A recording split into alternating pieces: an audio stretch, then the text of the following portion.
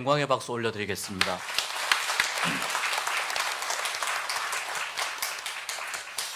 오늘이 10월 둘째 주일이고요.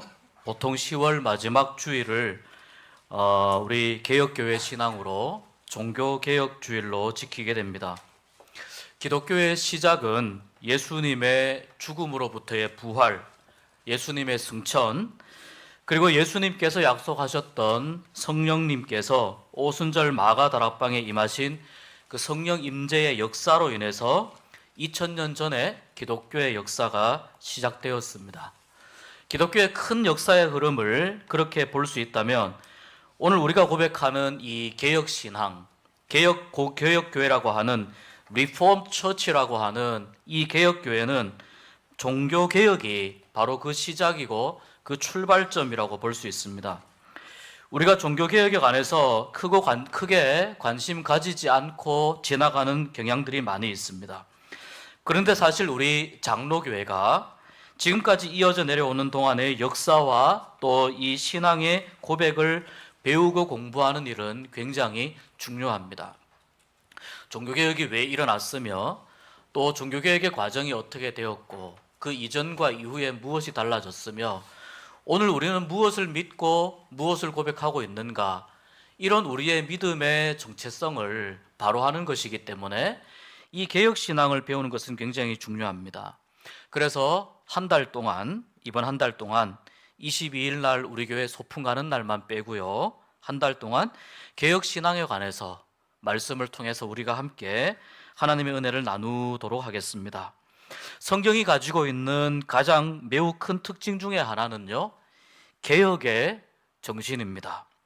이것은 하나님의 말씀이 살아있고 역사하는 힘이 크기 때문에 생겨나는 일입니다. 다시 말하자면 하나님의 말씀 때문에 일어나는 일입니다. 그래서 종교개혁자들이 오직 성경으로, 오직 말씀으로 하면서 솔라 스크립투라라고 이야기를 했습니다. 하나님의 말씀 때문에 개혁이 일어나고 성경이 가지고 있는 근본적인 정신이 개혁의 정신인데, 우리가 보통 개혁을 생각할 때 이렇게 생각하는 경우들이 많이 있습니다. 어떤 상황을 막 뒤집어 엎는 그런 느낌을 우리가 가질 때가 종종 있습니다. 완전히 뒤집어 엎고 모든 걸 완전히 새롭게 하고, 물론 새롭게 한다는 의미가 있는데요, 이렇게 판을 뒤집어 엎는다고 하는 강한 이미지도 있지만 보다 본질적인 의미는 이런 것입니다. 우리의 신앙과 삶과 생각을 하나님의 뜻에 맞게 바로 잡는 일입니다. 우리의 삶과 믿음과 신앙을, 생각을 하나님의 뜻에 맞게 바로 잡는 것이죠. 그러니까 하나님의 뜻을 어디서 찾습니까? 내 마음속에서 찾습니까? 하나님의 뜻을 말씀 가운데에서 찾는 것이죠. 그렇기 때문에 자연스럽게 하나님의 말씀을 공부하고 묵상하고 읽게 되면 우리가 하나님의 말씀의 능력을 경험하게 되고 성령의 감동을 받아서 말씀이 이렇게 가라고 하시는구나, 이렇게 하라고 하시는구나 라고 하는 말씀을 따르고자 하는 마음과 결단을 가지게 됩니다. 이 과정 속에서 내가 알지 못했던, 내가 그 이전에는 깨닫지 못했던 잘못된 모습과 그릇된 신앙의 모습, 잘못된 삶의 모습을 반성하게 되고 말씀의 본질을 붙잡고자 하는 마음과 결단을 가지게 됩니다. 이 과정 속에서 나타나는 일이 본질로 돌아가고자 하는 노력, 이것을 개혁이라고 이야기하는 것입니다. 그러니까 개혁의 이 과정 가운데에서 우리의 눈에는 변화가 보이게 됩니다. 어떻게 변하는구나. 이 변화를 일으키기 위해서 우리에게 필요한 일이 무엇이냐면 오늘 설교 말씀처럼 분별하는 일입니다. 분별하라입니다. 우리 한국교회 역사 가운데에 참 귀하고 아름다운 신앙의 좋은 이야기들이 많이 있는데 그 중에 하나가 금산교회에 얽혀있는 이야기입니다. 금산교회를 섬겼던 조덕삼 장로와 이자익 목사의 이야기는 우리 한국교회가 가지고 있는 매우 아름답고 개혁적인 사례입니다. 당시에 얼마나 파격적으로 하나님의 말씀을 따라 살기로 결단했는지 그 내용을 살펴보겠습니다. 사실 이 예화는 제가 예배에서 한번 다룬 적이 있는데 오늘은 개혁신앙의 관점에서 이 예화를 좀 다뤄보겠습니다. 경상남도 남해군의 작은 섬에서 출생한 이자익이라고 하는 한 청년이 있었습니다. 집이 너무나 가난했고요. 밥을 먹을 수가 없었습니다.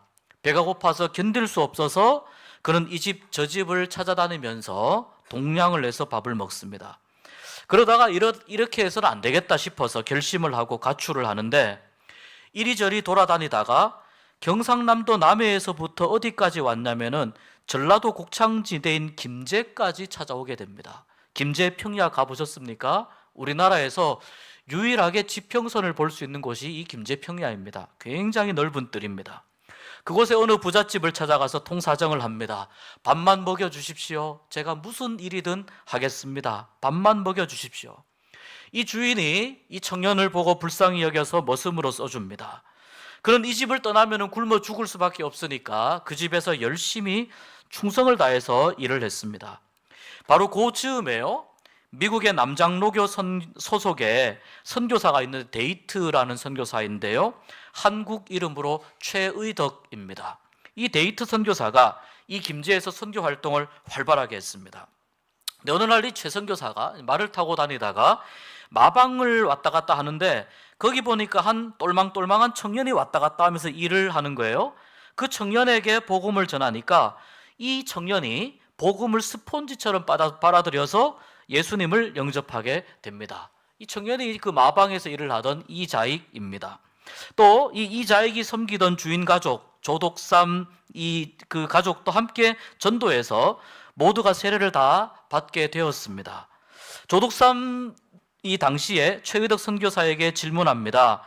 선교사님, 저는 오랫동안 선교사님을 지켜보았는데 마음이 많이 쓰입니다. 아니, 그렇게 살기 좋은 나라를 내버려 두고 왜 이 가난한 조선 땅에 오셨습니까? 데이트 선교사가 이야기합니다. 우리가 이렇게 만나게 된 것은 하나님이 당신을 특별히 사랑하시기 때문입니다. 별로 대단한 이야기 아니죠? 우리가 너무 자주 듣는 말입니다. 그 당시에 이 말은 자주 듣는 말이 아니죠. 하나님이 당신을 특별히 사랑하시기 때문입니다. 나를 특별히 사랑하는 누군가가 있는데 하나님이라는 분이 이 코쟁이를 우리나라까지 보내어 가지고 나에게 하나님을 알게 하시는구나. 이렇게 마음이 열리면서 이 조독삼이 복음을 받아들이고 그 조독삼 부자의 사랑채에서부터 교회가 시작이 됩니다. 최의덕 선교사가 김제를 중심으로 열심히 활동을 하고 또 교인들이 점점 늘어나자 이제 이 교회가 본격적인 교회가 되는데요, 그 교회가 바로 금산교회입니다. 오늘날 아주 오래전 1908년에 세워진 건물이라고 하는데 기역자형의 교회입니다. 기역자형의 모습으로 되어 있어서 남자가 들어가는 출입구, 여자가 들어가는 출입구가 다릅니다. 남녀가 유별하니까요. 그런 교회의 모습입니다. 선교사는 주인 조덕삼과 그리고 그 집의 머슴 똘망똘망한 이자익을 교회의 일꾼으로 같이 임명했습니다. 함께 섬기십시오. 그리고 최의덕 선교사의 선교 활동이 점점 그 반경이 넓어지자 이제 이 주일 예배를 더 드릴 수 없어서 선교사가 없는 날에는 조덕삼 영수가 나이가 많았지만 그러나 이자익 조사가 설교가 더 탁월해서요, 이자익 조사가 젊지만 주일 설교를 하는 날이 많았습니다. 이자익은 믿음이 좋은 청년이었고 또 충분히 이런 일을 맡길 만큼 헌신적이고 충성을 다했기 때문에 조독삼은 이렇게 이야기했습니다. 우리 집에서 비록 머슴으로 일하던 일꾼이지만 그가 교회의 설교자가 되니 얼마나 자랑스러운가 하며 진심으로 이자익을 응원해 주었습니다. 그리고 자신도 교회 앞에 앉아서 그의 설교를 들으면서 교회를 열심히 섬겼고 은혜도 많이 받았습니다. 조독삼은 이자익에 대해서 조금도 질투하지 않았습니다. 그러던 중에 1908년에 교회가 성장해서 교인이 50명이 넘어갈 때쯤 되었을 때 금산교회에서 장로를 선출하는 공동의회가 열리게 됩니다. 장로 후보로 조덕삼과 이자익이 추천이 됩니다. 자, 공동의회 투표를 했습니다. 두 사람이 다 되었으면 얼마나 좋았을까요? 이자익이 장로로 선출이 되고 조덕삼은 장로 투표에서 떨어졌습니다. 사람들이 이 투표 결과를 놓고 분위기가 술렁이기 시작합니다. 교회 분위기가 굉장히 싸늘하게 식을 수 있는 상황이었습니다. 왜냐하면 조덕삼은 당시에 교회뿐만 아니라 그 지역 전체에서 매우 큰 영향력이 있는 사람이었기 때문입니다. 누구나 다 조덕삼 이자익이 될 거라고 생각했는데, 아니면 조덕삼이 될 거라고 생각했는데 이자익만 된 것입니다. 사람들이 이러지도 못하고 저러지도 못하고 교인들이 조덕삼의 눈치만 봅니다. 그때 조덕삼이 일어서서 이야기합니다. 여러 교우분들 정말 감사합니다. 저는 나이가 많아서 교회에 봉사하기 어렵습니다. 그렇지만 이자익은 장로로 선출하여 일하게 하였으니 감사한 일입니다. 그는 젊고 지혜가 있고 열심히 있습니다. 나는 하나님의 뜻을 받들어 이자익 장로를 중심으로 교회를 잘 섬기겠습니다. 조덕삼의 눈치만 보던 모든 교인들이 이 말을 듣고 모두 다 감격하며 박수를 쳤고 이자익을 장로로 세웠습니다. 그리고 감사하게도 1년 후에 조덕삼도 장로가 되었습니다. 교회를 잘 섬기던 선교사는 잘 섬기던 이자익 장로는 워낙 영민하고 또 명철했기에 나중에 선교사의 추천으로 평양에서 신학을 공부하고 목사가 됩니다. 그리고 이 이자익 목사는 우리 장로교회에서 총회장을 무려 3번이나 역임할 정도로 매우 존경받는 우리 한국교회의 큰 어른이 되었습니다. 이 이자익 목사가 평양에서 신학을 공부하고 목사가 되었을 때 조덕삼 장로가 이자익 목사를 금산교회의 담임 목사로 청빙을 하여 목회하도록 주도적인 역할을 했습니다. 겸손한 마음으로 낮아져서 머슴인 이자익 목사를 잘 받들어 섬겼던 조덕삼 장로에게 하나님이 큰 은혜를 주셨는데요, 많은 신앙의 유산을 물려주었는데 그의 아들 조영호 장로가 매우 신앙이 돈독해서 신사참배와 동방요배를 거부하다가 감옥에 갇혀서 시련을 겪습니다. 그리고 해방된 후에 많은 사람들이 이 조영호 장로에게 나라를 위해서 좀 일을 하면 어떻겠느냐, 국회의원 자리를 권유했지만 그는 자신보다 지역교회의 선배 장로님들을 선택하자고 양보하면서 오히려 선거운동을 돕기도 했습니다. 또 조영호 장로의 아들은 삼선 국회의원을 지냈고 주일대사를 역임한 조세형 장로입니다. 물론 이자익 목사님의 아들 그 손자도 매우 훌륭한 분들이 되어서 사회에서 중요한 역할을 감당하고 있습니다. 무엇이 조덕삼 장로를 겸손하게 만들고 이자익 목사를 존경받는 목회자가 되게 하였을까요? 바로 하나님의 말씀이 가르쳐주는 진리인 줄 믿습니다. 그 진리가 바로 조덕삼 장로와 이자익 목사를 훌륭한 하나님의 교회의 일꾼이 되게 하였습니다. 이 두 분은 자손들에게도 믿음을 물려주는데 이 두 분들의 이러한 삶을 보면은 이 진리에 말씀에 붙잡혔고 또 얼마나 이 진리가 영원한지 그것을 깨달았고, 무엇보다도 진리의 말씀의 빛에 비추어서 당시 조선시대 구한말 시대의 신분 제도를 바라보니까 이것은 옳지 않다라고 하는 판단을 가지게 된 겁니다. 그래서 교회에서 새로운 하나님 나라의 질서를 받아들인 것입니다. 바로 하나님의 말씀 때문에 세상의 질서가 아닌 하나님 나라의 질서를 교회 안에 받아들이고 그것을 제도적으로 정착시킨 주도적인 역할을 한 것입니다. 이자익이 먼저 장로로 선출되었을 때 이것을 인정하고 받아들인 조덕삼 장로를 보면 이 신분 제도를 하나님의 관점에서 바라보았을 뿐만 아니라 닫힌 생각과 당시 오래된 관습으로부터 자유로워지고 그것이 옳지 않다는 것을 깨닫게 되고 하나님의 뜻이 무엇인지 깨닫고 실천하고자 노력했던 사람이라는 것을 알 수 있습니다. 오늘 우리가 읽은 말씀에 이렇게 말씀합니다. 너희 몸을 하나님이 기뻐하실 거룩한 산제물로 드리라. 이것이 너희가 드릴 영적 예배니라고 말씀합니다. 너희 몸을 하나님이 기뻐하시는 거룩한 산제물로 드리라. 이것이 너희가 드릴 영적 예배니라. 이것은 예배에 대한 완전히 새로운 이해의 말씀입니다. 여기서 말하는 몸은 단순한 이 육신, 이 몸 껍데기가 아닙니다. 이 몸은 바로 우리의 인간 전체를 의미합니다. 그러니까 나의 전 존재를 하나님께 드려라, 이런 의미인데, 우리의 몸을 기쁘게 받으실 거룩한 산제사로 드린다, 이 말은 나의 모든 존재가, 나의 모든 것이 하나님께 봉헌된다는 뜻입니다. 나의 모든 것이 하나님께 봉헌된다.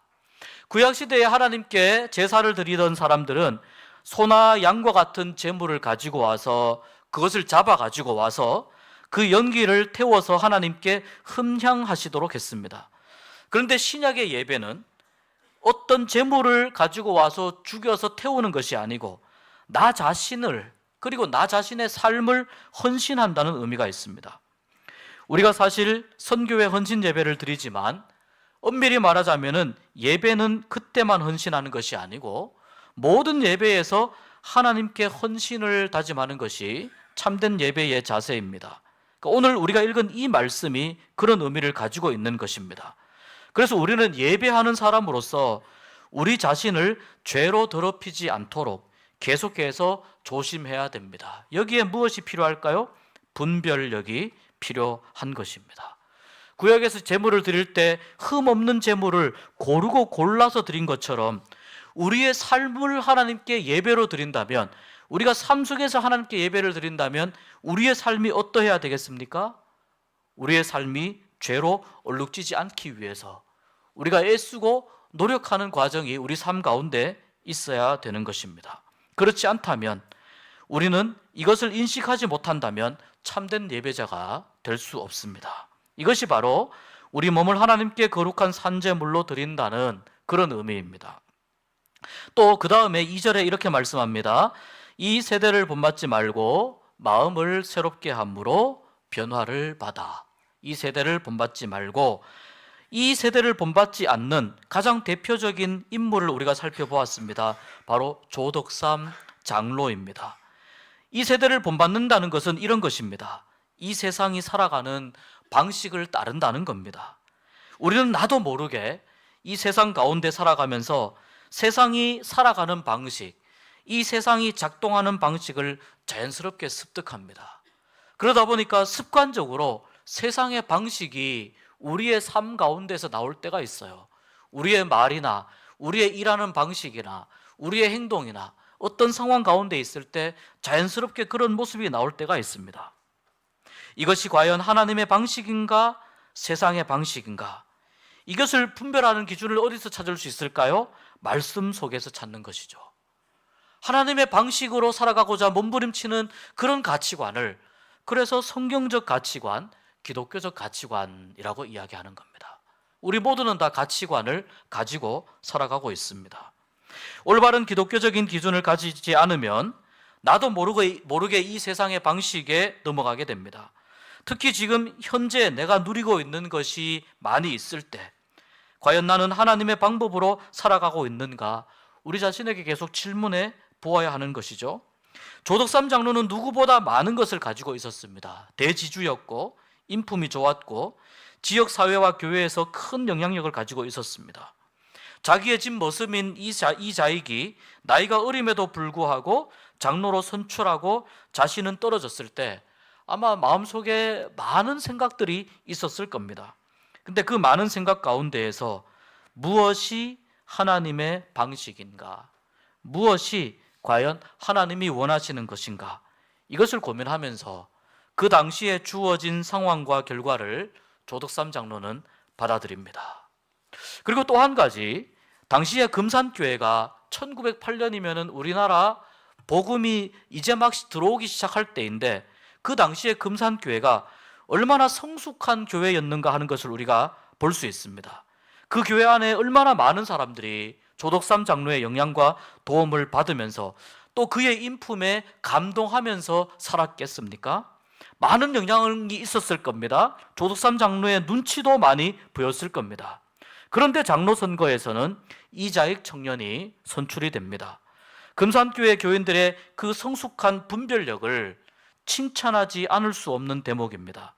그런데 더 놀라운 것은 바로 그 상황 가운데에서 조덕삼 장로가 이 결과를 그대로 인정함으로써 오히려 조덕삼 장로의 신앙과 인품이 얼마나 성숙한 신앙인가, 얼마나 하나님의 길을 따르고자 애쓰고 노력하는가 하는 것이 오히려 드러나게 되었습니다. 이러한 조덕삼 장로의 말과 행동이 이 금산교회의 영적인 성숙을 한 단계 더 끌어올린 계기가 되었다고 믿습니다. 그렇기 때문에 우리는 이 세대를 본받지 않는 것이 무엇인지에 대해서 기도하고 고민하면서 분별해야 됩니다. 그리고 마음을 새롭게 함으로 우리의 삶 가운데 변화를 받아야 됩니다. 그 다음에 하시는 말씀이 이것입니다. 하나님의 선하시고 기뻐하시고 온전하신 뜻이 무엇인지 분별하라입니다. 이 말씀의 전제는 뭐냐면 우리가 변화를 받아, 이 부분입니다. 변화는 우리가 마음을 새롭게 할 때 받을 수 있죠. 어떻게 마음을 새롭게 할 수 있습니까? 이 말이 이런 의미입니다. 그러나 너희 마음 혹은 생각하는 방식을 새롭게 함으로 계속해서 변화를 받아라, 이런 뜻입니다. 성도가 하나님께 합당한 삶을 살기 위해서 변화를 먼저 받아야 되는데 우리의 속마음이, 우리의 성품이 변화가 되어야 한다. 마음을 새롭게 할 수 있는 그 유일한 방법이 과연 무엇인가?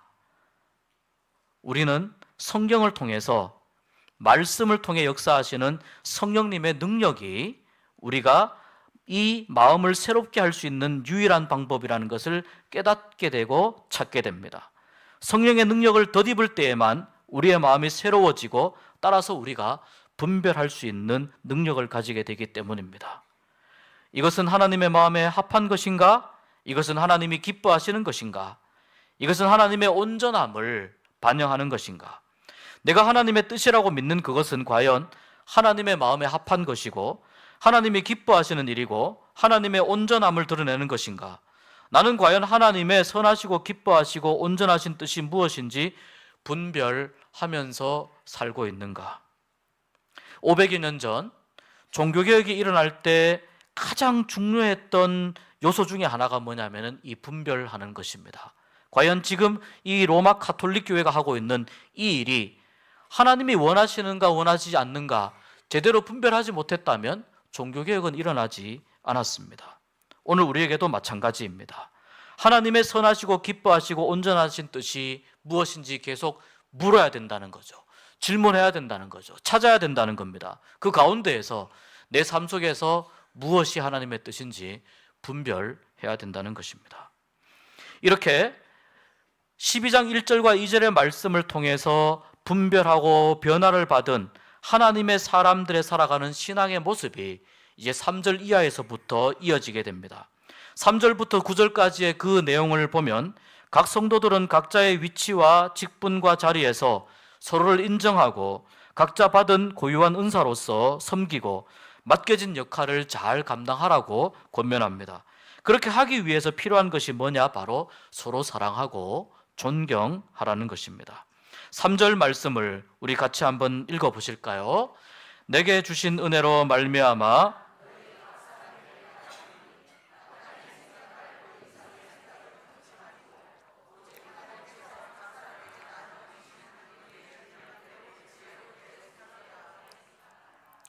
자, 특별히 이 말씀은 공동체 안에서, 다시 말하자면 교회 안에서 생활하는 우리 모두에게 주시는 바람직한 자세가 무엇인지에 대한 말씀이에요. 마땅히 생각할 그 이상의 생각을 품지 말라. 이 말은 바꾸어 말하자면 교만하지 말라는 뜻입니다. 교만은 자신을 높이는 것이죠. 인생에 있어서 가장 위험한 것 중에 하나가 바로 자기를 높이는 일입니다. 교회 안에서도 그렇고 세상 가운데에서도 그렇고 교만한 사람은 결국은 인정을 받지 못합니다. 결국은 자기 꾀에 자기가 넘어지게 되어 있습니다. 더더군다나 세상에서도 그러한데 교회 안에서 자기를 높이는 행위는 하나님이 가장 싫어하시는 일 중에 하나입니다. 그렇기 때문에 우리는 이 조덕삼 장로의 말과 행동이 이자익 장로를 먼저 장로로 세우고 내가 함께 협력하여 교회를 잘 섬기겠습니다, 이렇게 말했던 이 말과 행동이 얼마나 성숙한 신앙이고 얼마나 분별력 있는 신앙인가 하는 것을 우리가 알게 됩니다. 교만을 가장 경계하는 신앙의 모습은 바로 반드시 생각해야 할 것 이상으로 자신을 너무 높이 평가하지 않는 것입니다. 또 그렇게 대접받지 않기 위해서 항상 자기 마음을 지켜야 되는 것입니다. 그리고 믿음의 분량대로 지혜롭게 행동한다는 것이죠. 지혜롭게 행동한다는 건 이런 겁니다. 건강한 마음으로 행동한다는 거예요. 건강한 마음은 하나님이 주시는 마음이죠. 말씀으로 새롭게 된 마음이죠. 또 지혜롭게 행한다는 것은 지각이 있다는 뜻입니다. 또 침착하게, 겸손하게 행동한다는 것이 지혜롭게 행한다는 뜻입니다. 이 지혜롭게 행동하기 위한 믿음의 분량은 바로 하나님을 위해서 헌신하는 행동과 삶이 바탕이 되는 것을 의미하는 거예요. 그래서 하나님으로부터 받은 자기 자신의 영적인 능력 또는 은사, 이런 것들이 바로 지혜롭게 행동하기 위한 믿음의 분량이 됩니다. 여러분, 하나님께 어떤 영적인 능력을 받으셨습니까? 하나님께 어떤 영적인 선물을 받으셨습니까? 어떤 은사를 받으셨습니까? 어떤 은사를 받았든지 간에 나를 높이는 일로 사용을 하면 그것은 지혜롭지 않은 것이죠. 어떤 은사를 받았든지 간에 하나님을 섬기는 일에, 하나님의 영광을 위해 최선을 다해서 사용한다면 그것은 정말 지혜롭게 잘 사용하는 것입니다. 서로의 은사, 나는 이런 게 있고 당신은 이런 게 있는데 서로를 비교하는 일도 우리가 할 필요가 없습니다. 이 비교 때문에 때로는 교만과 때로는 마음이 상하게 되고 때로는 시기도 일어나게 되고 질투도 일어나게 되고 그러다가 싸우게 되고 미워하게 되고요. 교회가 엉망이 됩니다. 그러다 보면 교회가 영적인 질서도 없어지고 교회가 어지러워집니다. 하나님은 하나님의 영광을 드러내라고 은사를 주셨는데 그것으로 서로 자기를 높이기 위해서 비교하다가 보면은 생겨나는 일들이 이런 일입니다. 오늘날 참 안타까운 일이지만 한국 교회에서 허다하게 일어나고 있는 일들이 바로 이런 일들입니다.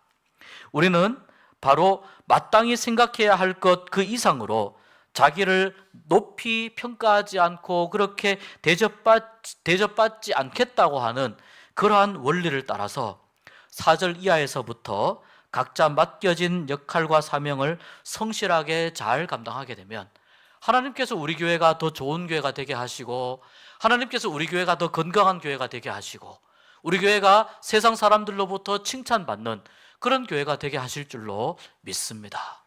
겸손을 위해서 애쓰고 노력하는 우리가 될 수 있기를 주의 이름으로 축복합니다.